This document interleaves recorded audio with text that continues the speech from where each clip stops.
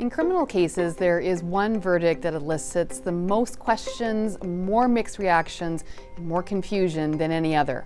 Not criminally responsible. Declared not criminally responsible for killing his 2 children. Not criminally responsible for killing his mother and a neighbor. This is particularly true in Quebec, which has more not criminally responsible verdicts than anywhere else in the country, including some high-profile ones. Like the case of Pierre Saint-Amand, who crashed a city bus into a Laval daycare in 2023, killing 2 children and injuring 6 others. Or the case of Guy Turcotte, a doctor who murdered his 2 children in 2009.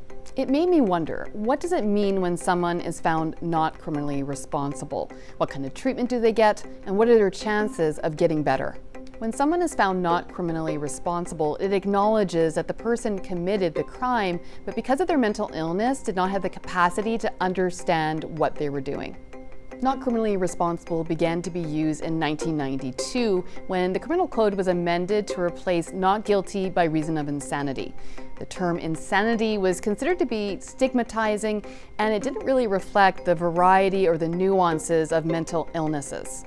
But this hasn't stopped controversy surrounding an NCR verdict. Some people think that when patients or people are found not criminally responsible, it's like they have been acquitted, which is not true. It has been very clear to the justice system in Canada that when you have a mental disorder, that is serious.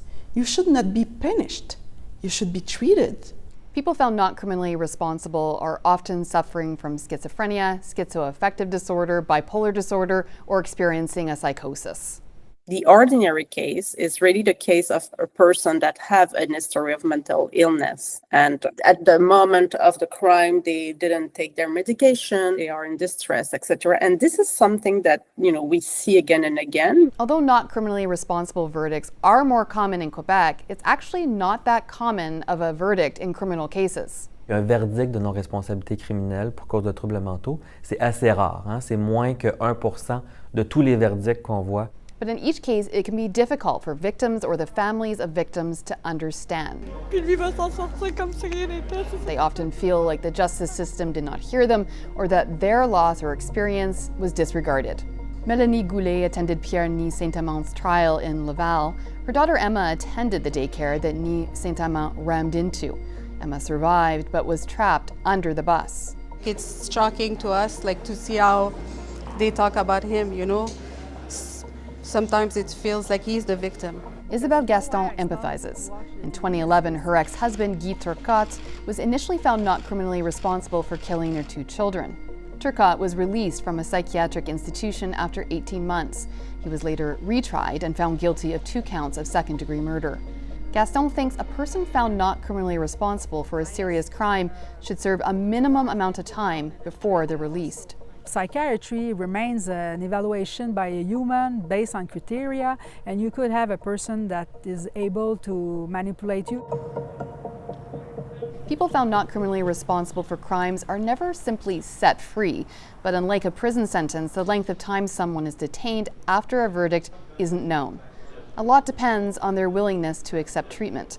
That may include taking medication, psychotherapy, and additional treatment if drugs or alcohol were involved. If they don't cooperate, they will have more strict conditions. Goodwill is important, but another big factor is the severity of the person's mental illness. Some people may improve in a couple of months, but for others, they may remain in Pinel for decades. It takes time. We have to assess the level of security needed, considering the mental state of the person, the risk of relapsing into violent acts. Their case is reviewed every 12 months, and if they show improvement, they could be transferred to a less restrictive psychiatric institution. They may also be granted a conditional release. There are safeguards in place, but they aren't perfect. We don't know the future. We are not able to predict what will happen, if someone will do something.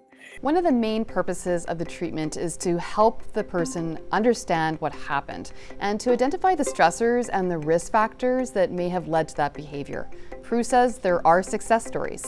They have a better prognosis when there is some family support, when the medication is taken regularly and the person has gone through all the treatment options we offered. But there have been some failures, like Sergeant Maureen Brault, who was stabbed to death by a man who was being followed by the province's mental health board. The Ministry of Health says that they're working together with a number of other provincial ministries, including Justice, Public Security, as well as the Crown's Office, to help improve the mental health treatment and follow-up that's in place once someone is released.